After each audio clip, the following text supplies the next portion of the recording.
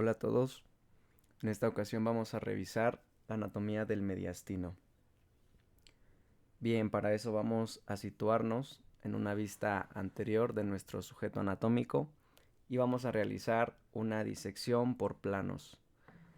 Tenemos, recuerden, de manera superficial la piel, entonces retiramos la piel y nos vamos a encontrar con las fascias y con los músculos que se encuentran en esta región, los músculos axioapendiculares, y vamos a proceder ahora a retirar los planos eh, musculares. Entonces, enfocándonos en el tórax, por acá tenemos a los músculos propios de la pared torácica, tenemos los intercostales externos, los intercostales internos y los intercostales íntimos. Y de esta manera, al retirar los planos musculares, podemos observar ahora también el esqueleto de la pared torácica y los, los huesos del esqueleto apendicular que también se relacionan con ella. Entonces, para tener una mejor visibilidad del mediastino, veamos cómo del lado derecho hemos retirado el esqueleto del miembro superior y del lado izquierdo lo hemos conservado.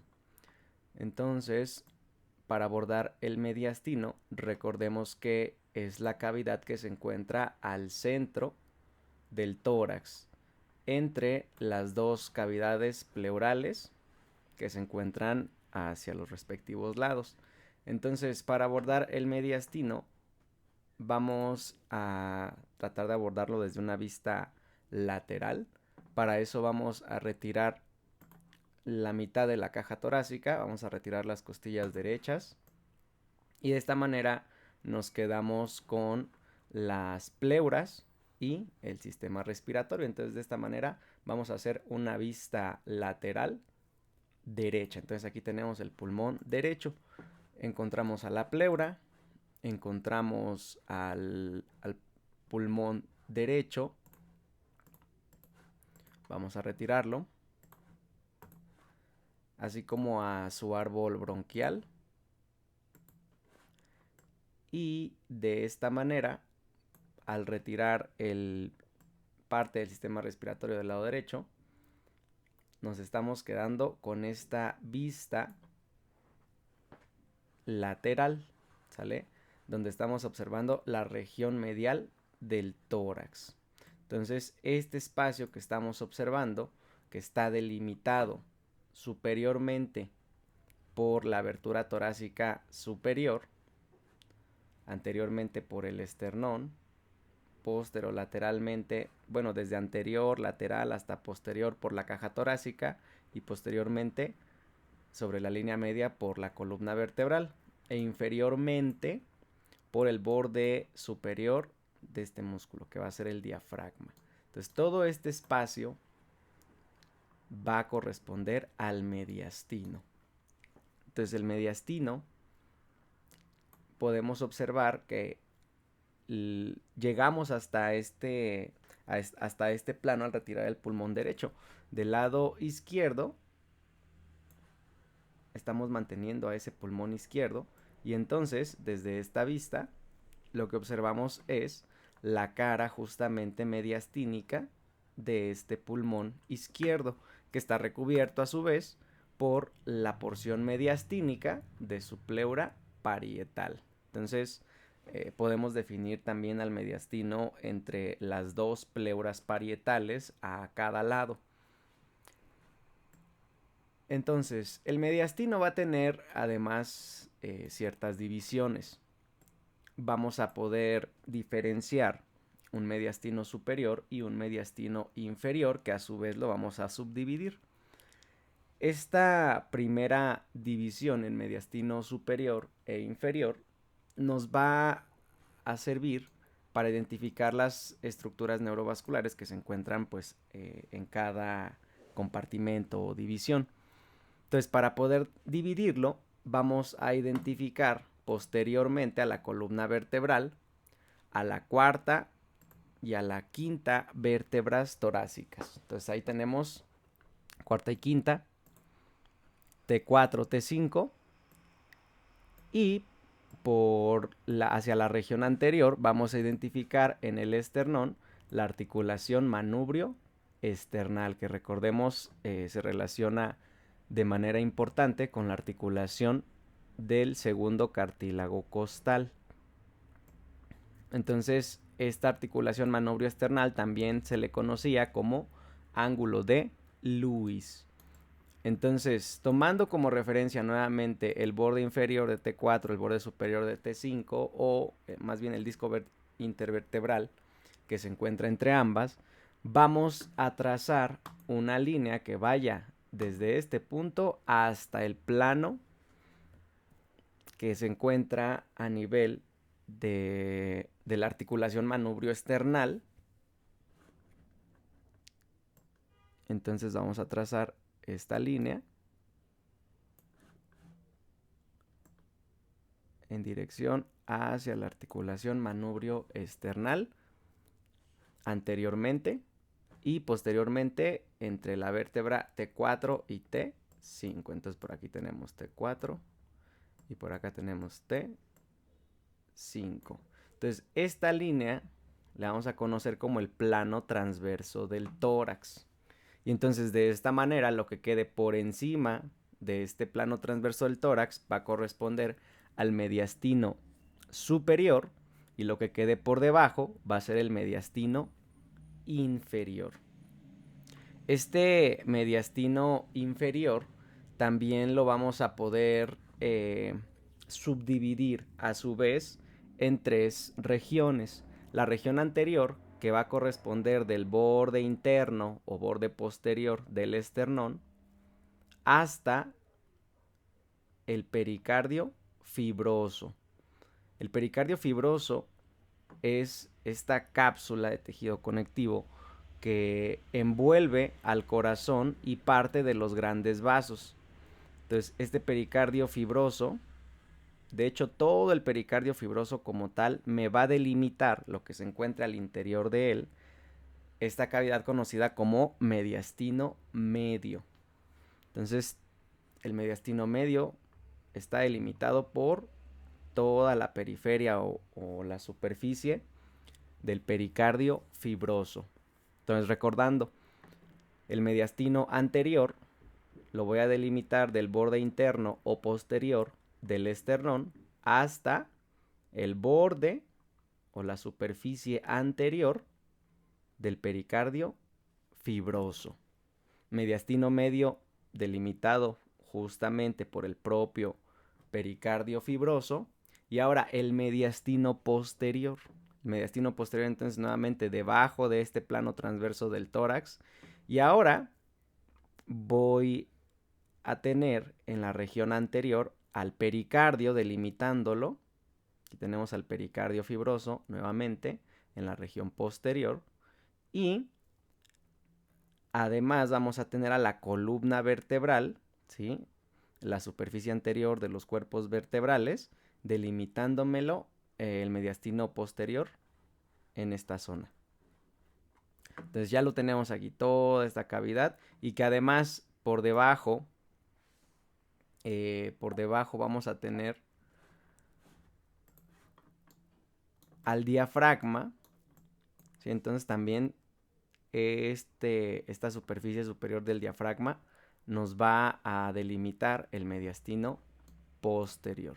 Entonces ya lo tenemos, mediastino superior y por debajo del plano transverso del tórax, mediastino inferior.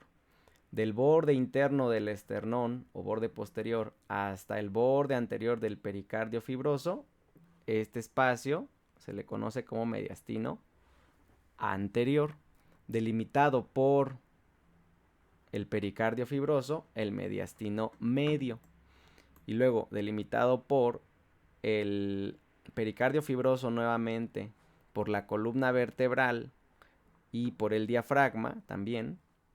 Aquí tenemos el mediastino posterior. Ya que tenemos identificados los espacios en los que se divide el mediastino, podemos hablar ahora de las estructuras que se van a encontrar en cada uno de ellos. Entonces, iniciemos por identificar los elementos neurovasculares, viscerales, que se van a encontrar en este mediastino. Entonces, en el mediastino superior vamos a encontrar principalmente a los grandes vasos, que son las venas y las arterias que están en relación estrecha con las cavidades cardíacas. Vamos a encontrar también estructuras viscerales del sistema respiratorio, como la tráquea, y vamos a encontrar también estructuras viscerales del sistema digestivo, como el esófago. Además, podemos identificar algunas otras estructuras, como las correspondientes al sistema linfoide, como el timo. El timo lo vamos a encontrar en este mediastino superior, algunos nódulos linfoides, y de esta manera tenemos las vísceras que se van a encontrar en el mediastino superior. Ahora hablemos un poco más a profundidad de estas estructuras. Vamos a iniciar por las vísceras. Entonces, en las vísceras tenemos el esófago y la tráquea. Entonces, la tráquea va a ser parte del sistema respiratorio, es una vía, es parte de la vía respiratoria que inicia en el cuello, por debajo de la laringe, a nivel de C6. Entonces, a nivel de C6 inicia la tráquea, y de ahí tiene un recorrido descendente en el cuello y se sitúa anterior al esófago. Entonces desciende por el cuello y atraviesa la abertura torácica superior. Entonces, al atravesar esa abertura torácica, pasa del cuello al tórax, y en el tórax específicamente al mediastino superior. Entonces, desciende por todo el mediastino superior, y justamente a nivel de T4 es donde termina la tráquea, justo en el límite entre mediastino superior e inferior. Entonces, aquí termina la tráquea. Vamos a identificarla por un cartílago que se le conoce como la carina, y a partir de este cartílago, la tráquea se va a bifurcar en sus respectivos bronquios principales, que van a ir hacia cada lado, hacia las cavidades pleurales, derecha e izquierda. Entonces, la tráquea es una víscera que inicia en el cuello a nivel de C6 y va a tener un recorrido descendente, va a entrar al mediastino superior en el tórax y va a terminar a nivel de T4. Entonces, esto la hace una víscera respiratoria que vamos a encontrar en el mediastino superior. Muy bien, ahora el esófago. El esófago también inicia a nivel cervical, justo en donde termina la laringofaringe, y entonces a nivel de T6 la laringofaringe se va a continuar con este conducto que va a ser el esófago. Entonces inicia también el esófago, al igual que la tráquea, a nivel de C6. Entonces tiene un recorrido descendente en el cuello, situado posterior a la tráquea, y sucede algo muy similar. En su recorrido descendente también atraviesa la abertura torácica superior y entonces entra al tórax. Y lo hace en el mediastino superior. Entonces aquí tenemos el esófago como va recorriendo en sentido descendente el mediastino superior, pero el esófago tiene que llegar hasta el estómago. Entonces, del mediastino superior va a atravesar el plano transverso del tórax y ahora va a entrar en el mediastino inferior, en la división posterior. Entonces, aquí está entrando el esófago al mediastino posterior y sigue ese trayecto descendente, donde termina por atravesar el diafragma y cruzar hacia la cavidad abdominal. Entonces termina aproximadamente a nivel de T11 Y debido a este recorrido y a esta longitud que presenta el esófago, pues lo vamos a encontrar desde el cuello, luego en el mediastino superior, en el mediastino posterior e incluso un pequeño segmento en la cavidad abdominal. Entonces ahí tenemos al esófago. Bien, entonces estas son nuestras vísceras. El timo, por supuesto, ya lo habíamos visto un poco por acá. El timo es un órgano linfoide que tiene 2 lóbulos. Es especialmente un poco más grande en las personas jóvenes. En los adultos se va reemplazando por tejido adiposo y va perdiendo volumen. Entonces ahí lo vemos encima del pericardio fibroso y de esta manera se sitúa en el mediastino superior. Ahora, en relación a las arterias. De las arterias vamos a tener nuestro principal vaso que sale desde el ventrículo izquierdo, que corresponde a la aorta ascendente. Entonces, la aorta ascendente vamos a retirar para observarla mucho mejor al pericardio. Quitamos al pericardio fibroso, luego quitamos al seroso. Y nuevamente ahí tenemos a nuestra aorta ascendente.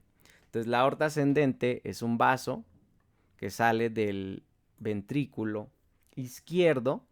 Y entonces en esos primeros centímetros de su recorrido se sitúa al interior del pericardio, de manera que este segmento es intrapericárdico y por lo tanto correspondería al mediastino medio. Y entonces la otra porción sale de ese pericardio y se sitúa ahora en el mediastino superior. Entonces pasamos del mediastino medio, esta primera porción intrapericárdica de la aorta ascendente, y al salir de ese pericardio nos vamos a situar ahora, recordemos, por encima del plano transverso del tórax en el mediastino superior. Entonces la aorta ascendente se va a continuar con el callado o arco aórtico. Entonces ahí en una vista un poco más superior podemos observar cómo la aorta ascendente tiene un recorrido superior y ligeramente hacia la izquierda y en sentido además posterior. Entonces ahí le estamos observando cómo en dirección posterior y hacia la izquierda ahora se va a continuar con el arco o callado aórtico. Entonces este arco o callado aórtico lo vemos justamente en toda su longitud. Vamos a retirar a la tráquea para observarlo un poco mejor y vamos a retirar al esófago. Ahí lo tenemos. Entonces aquí estamos observando a la aorta, a la porción del callado que tiene un sentido posterior y hacia la izquierda. Y entonces este arco o callado aórtico nos va a dar 3 ramas, de anterior a posterior y de izquierda a derecha. La primera rama va a ser el tronco brachiocefálico. De este tronco brachiocefálico van a salir los vasos derechos que se van a dirigir hacia la cabeza y hacia el miembro superior, que del lado izquierdo son ramas directas de este callado o arco aórtico. Entonces, por detrás del tronco brachiocefálico vamos a encontrar a la arteria carótida común izquierda, que se va a dirigir hacia el cuello en sentido ascendente, hacia la cabeza, y vamos a tener por detrás y un poco más hacia la izquierda a la arteria subclavia izquierda. Entonces la arteria subclavia izquierda es la que nos va a llevar la irrigación hacia el miembro superior izquierdo.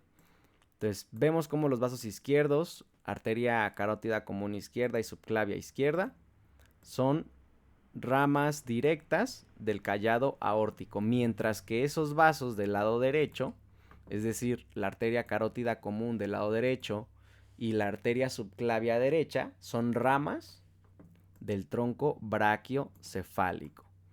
Recordemos, el tronco brachiocefálico era nuestra primera rama del callado o arco aórtico. Entonces, ahí observamos nuestros principales vasos arteriales. Ahora vamos a regresar a algunas estructuras respiratorias.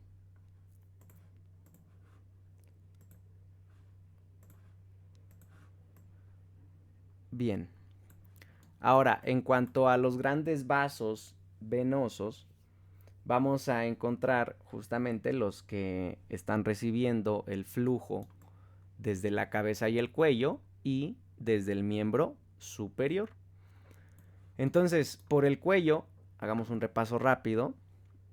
Viene en sentido descendente la vena yugular interna, entre otras, como la yugular anterior, la yugular externa. Y la yugular interna va a unirse y va, por lo tanto, a fusionar ese flujo venoso en sentido hacia el corazón con la vena subclavia izquierda. Entonces, un punto de referencia anatómico donde se une la vena yugular interna con la vena subclavia es la articulación esternoclavicular. Entonces, por detrás de la articulación esternoclavicular aproximadamente es donde se van a unir la vena yugular interna con la vena subclavia de su respectivo lado. Entonces, del lado izquierdo podemos apreciar la articulación esternoclavicular, del lado derecho la hemos retirado a la clavícula, y entonces ahí observamos cómo más o menos al mismo nivel se van a unir esos dos vasos procedente pues del cuello, la yugular, y del miembro superior, la subclavia. Entonces, a ese nivel, por lo tanto, vamos a dar origen a una vena de cada lado que van a corresponder a las venas brachiocefálicas. Entonces, una vena brachiocefálica del lado derecho y una del lado izquierdo. Entonces, el mismo punto de referencia anatómico por detrás de la articulación esternoclavicular se une la yugular con la subclavia y por lo tanto dan origen o se forman las venas brachiocefálicas. Entonces, esas venas brachiocefálicas, la izquierda es algo más larga que la del lado derecho, de manera que la del lado izquierdo cruza por delante, cruza la línea media, cruza además por delante de los vasos que son las ramas del arco aórtico, ¿sí? Cruza, vean, por delante del tronco brachiocefálico, por delante de la carótida común izquierda. Entonces cruza por delante de ellos, cruza la línea media y se va a unir con la vena brachiocefálica del lado derecho. Entonces, esta unión se describe aproximadamente en relación con el primer cartílago costal que se va a articular con el esternón, que viene pues de la primera costilla.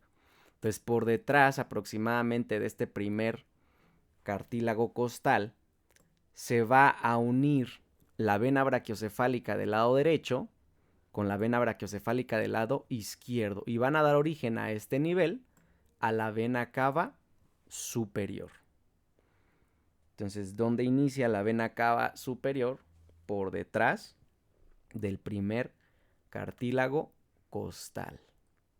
Entonces, ahí tenemos a la vena cava superior, que ahora de este lado derecho va a tener en sentido descendente. Recordemos que se dirige al interior o a desembocar más bien en una de las cavidades cardíacas, que en este caso pues es el atrio derecho. Entonces, veamos cómo la vena cava pues justamente está por encima de este plano transverso del tórax y entonces sigue correspondiendo al mediastino superior. Entonces, tiene este sentido descendente, este trayecto descendente la cava, y entonces va a desembocar en la aurícula derecha, y esta desembocadura se refiere aproximadamente por detrás del incluso tercer cartílago costal. Entonces, entre el segundo y el tercer cartílago costal vamos a tener la desembocadura.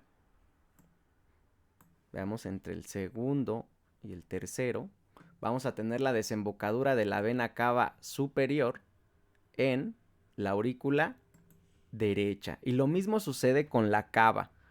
Vamos a tener un segmento que se encuentra por fuera y por lo tanto por encima del pericardio, este segmento que se encuentra por encima del plano transverso del tórax, y este segmento que se encuentra por debajo del plano transverso del tórax ya se encuentra al interior del pericardio, y por lo tanto parte de la vena cava la vamos a encontrar en el mediastino medio.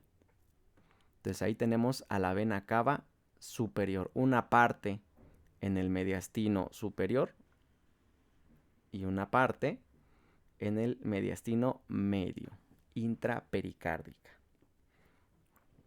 Además podemos encontrar a una vena de la que corresponde el drenaje venoso del tórax, de la pared torácica, que es la vena ácigos. Aquí vemos como en el mediastino superior tenemos el callado también o arco de la vena ácigos. Entonces este callado o arco de la ácigos vemos cómo cabalga.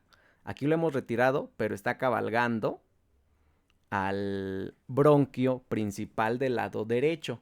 Mientras que el callado o arco aórtico, no olvidemos, también cabalga, pero en este caso al bronquio principal izquierdo.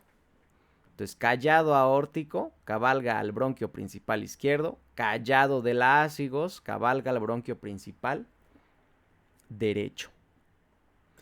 Entonces aquí vemos en el caso de la circulación venosa, esta vena ácigos, el callado es su porción final, que recordemos que se forma en sentido ascendente, y aquí vemos entonces a la ácigos cómo está recibiendo ese flujo, pero viene desde el mediastino posterior, y entonces desde el mediastino posterior tiene ese recorrido descendente, y a nivel de T4 es donde forma el arco, su porción distal, y esta porción por lo tanto es la que se encuentra en el mediastino superior. Su porción ascendente, podríamos decir, de la ácigo se encuentra en el mediastino posterior. Algo similar ocurre con la aorta, de manera que el callado aórtico, recordemos, un segmento de la aorta ascendente, el callado aórtico se encuentran a nivel del mediastino superior, y el callado aórtico justamente termina a este nivel, a nivel de la vértebra T4, y entonces de T4 hacia abajo, en sentido descendente, vamos a tener ahora a la aorta descendente, que esta primera porción va a ser la aorta torácica. Entonces la aorta descendente cruza el plano transverso del tórax, y por lo tanto también la vamos a encontrar, al igual que la ácigos, en el mediastino posterior. Entonces ahí tenemos a nuestros grandes vasos. Podemos hablar también de las estructuras nerviosas, y aquí vamos a resaltar dos nervios principalmente. Ubicándonos en las vainas carotídeas del cuello, recordemos que en las vainas carotídeas están recorridas en su interior por la vena yugular interna, por la carótida común y además por el nervio vago. Entonces, este nervio vago viene descendiendo por el cuello de manera bilateral.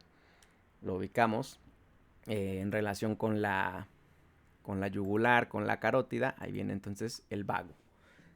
de ambos lados, un vago del lado derecho, un nervio vago del lado izquierdo. Tienen algunas diferencias sutiles en cuanto a su entrada al tórax, de manera que el vago del lado derecho desciende y pasa entre los dos vasos subclavios, pasa por delante de la arteria subclavia y de hecho se relaciona de manera muy estrecha con ella y pues por lo tanto pasa por detrás de la vena subclavia y de los vasos brachiocefálicos. Entonces tenemos a este vago derecho que tiene una relación entonces muy estrecha con la arteria subclavia del lado derecho. Esta relación estrecha que tiene el vago es que a este nivel nos da una rama que forma un asa y rodea a la subclavia, a la arteria subclavia del lado derecho, la rodea y luego ese nervio se dirige en sentido ascendente hacia la laringe, de manera que a este nivel el vago del lado derecho, a nivel de la subclavia derecha, nos da como rama al nervio laríngeo recurrente del lado derecho. Y este nervio pues va a inervar a la mayoría de los músculos laríngeos que van a permitir la fonación. Del lado izquierdo, el nervio vago es un poco distinto. Del lado izquierdo, el nervio vago también me va a dar un nervio laríngeo recurrente del lado izquierdo, pero a diferencia del lado derecho, del lado derecho, este nervio laríngeo, a ver aquí, vamos a buscarlo de manera intencionada con relación al callado aórtico. Entonces, el nervio vago del lado izquierdo también me va a dar un nervio laríngeo recurrente del lado izquierdo, pero este se va a formar a nivel del callado aórtico. Entonces, eso va a ser también muy importante.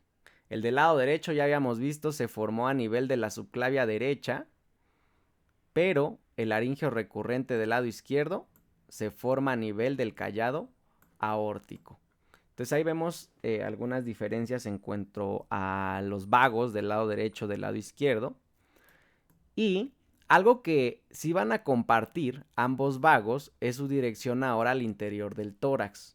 Al interior del tórax, los vagos van a tener un recorrido por detrás de lo que se conoce como la raíz del pulmón. Por aquí tenemos al vago del lado derecho y por allá tenemos al vago del lado izquierdo. Entonces, los vagos al interior del tórax, vean cómo van a tener este recorrido posterior. O sea, entran al mediastino superior, cruzan el plano transverso del tórax y a este nivel lo hacen por detrás de la raíz del pulmón. La raíz del pulmón es esta región donde se van a encontrar las estructuras que entran y salen de los pulmones, es decir, las venas pulmonares, las arterias pulmonares y el respectivo bronquio principal. Entonces, estas estructuras, fíjense cómo están por delante, o más bien el vago está pasando por detrás de ellas. Entonces, de esta manera pasa ambos vagos desde el mediastino superior hasta hacia el mediastino posterior. Y entonces en este mediastino posterior van a seguir el recorrido, se van a relacionar de manera estrecha con el esófago. Entonces ahí tenemos a los vagos. Entran en el cuello van descendiendo a nivel del cuello, luego cruzan la abertura torácica superior, entran al tórax y de aquí se dirigen hacia atrás, por detrás de la raíz de los pulmones. Tiene un recorrido ahora hacia el mediastino posterior y de ahí de manera estrecha con el esófago. Entonces, esos son los nervios vagos. Además, van a contribuir a formar los plexos los plexos pulmonares y cardíacos, donde van a ir fibras, sobre todo autónomas, hacia estas vísceras. Entonces, los vagos son, por lo tanto, nervios importantes que los vamos a encontrar en el tórax y pues su recorrido en el mediastino. Ahora, los otros nervios que también entran al tórax y hay que distinguir de los vagos, vamos a recordar estos nervios porque se encuentran en relación con unos músculos del cuello. Entonces, vienen también desde el plexo cervical, desde los niveles C3, C4 y C5. Y se van a relacionar de manera estrecha con los músculos escalenos anteriores, de manera que los van a rodear y los van a cruzar en sentido descendente. Entonces, estos nervios, desde C3, C4 y C5 van a ser los nervios frénicos. Entonces, el frénico, vean cómo lo buscamos de manera intencionada en relación con el escaleno anterior. Y a los vagos los vamos a buscar en la vaina carotídea. ¿Sí? Ahí va al interior el vago de la vaina carotídea. Entonces, los escalenos, entonces también tenemos, pues son bilaterales, uno del lado derecho y uno del lado izquierdo. Y también tienen algunas diferencias en cuanto a su recorrido al interior del tórax. Entonces, veamos el escaleno del lado derecho. El escaleno del lado derecho, entonces, viene descendiendo por la región cervical. Y entonces vemos cómo está atravesando la abertura torácica superior y por lo tanto entra al tórax. Entonces, al interior del tórax va a entrar al mediastino, inicialmente también superior. Vean, aquí vemos a ese nervio frénico, entonces, en el mediastino superior. Entonces, en el mediastino superior se relaciona de manera estrecha con la vena cava superior y va ahí descendiendo al ladito de la vena cava, incluso desciende más por debajo ya como tal de ese plano transverso del tórax. Vean, va a descender superficial al pericardio fibroso en dirección al diafragma. Entonces vamos a poner por acá el diafragma. Y ahí observamos entonces cómo el nervio frénico del lado derecho, entonces entra al tórax, primero hacia el mediastino superior, luego cruza el plano transverso del tórax y lo vamos a encontrar de manera externa al pericardio fibroso. Y entonces tiene este recorrido descendente hacia el diafragma. Entonces, estos nervios frénicos son muy importantes, llegan principalmente al diafragma porque van a ser los nervios que le van a dar su función al diafragma, que es el principal músculo respiratorio. Entonces, gracias a las fibras que van pues motoras en este nervio frénico, pues la respiración es posible gracias a la contracción del diafragma. Pero el nervio frénico también nos va a aportar fibras sensitivas que van a distribuirse por el pericardio, por ejemplo, y por las pleuras en los pulmones. Entonces ellos van a recibir también información sensitiva desde estas regiones. Entonces ahí observamos el nervio frénico del lado derecho. Y también hacer este énfasis. El nervio frénico, entonces, va a pasar por delante de la raíz del pulmón. Entonces ahí lo vemos. Aquí viene el frénico por delante de la raíz del pulmón. Y por acá vemos al vago que va por detrás de la raíz del pulmón. Entonces, eso también es un punto de referencia que nos puede ayudar a diferenciar el frénico del vago. Entonces, ahí tenemos nuevamente al frénico derecho. El del lado izquierdo, vamos a retirar al pulmón del lado izquierdo para observarlo. Entonces, el frénico del lado izquierdo pues es muy similar. El del lado derecho cruza también de manera inicial hacia el mediastino superior y de aquí desciende superficial al pericardio fibroso, pero del lado izquierdo se relaciona sobre todo con las cavidades izquierdas, es decir, con la aurícula izquierda y con el ventrículo izquierdo del corazón, y finalmente también va a llegar a distribuirse hacia el diafragma. Entonces, nada más tienen algunas diferencias con las estructuras con las que se relacionan en su recorrido, pero la función es la misma. La porción motora, que va a ser la principal para dar la respiración, y el aporte de fibras sensitivas desde el pericardio y las pleuras. Muy bien, entonces de esta manera, al revisar las estructuras del mediastino superior, pues ya abarcamos algunas de los otros mediastinos. Y aquí vamos a ser ahora muy puntuales. En el mediastino inferior, otra vez recordando, lo vamos a subdividir en mediastino anterior, en mediastino medio y en mediastino posterior. Entonces, en el mediastino anterior, ¿qué vamos a encontrar?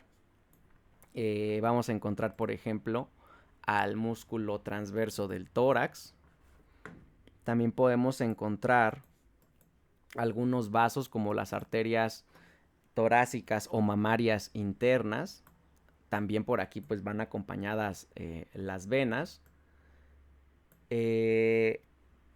Y alguna parte, una pequeña porción que podría estar en esta región del timo, pero no es lo más importante.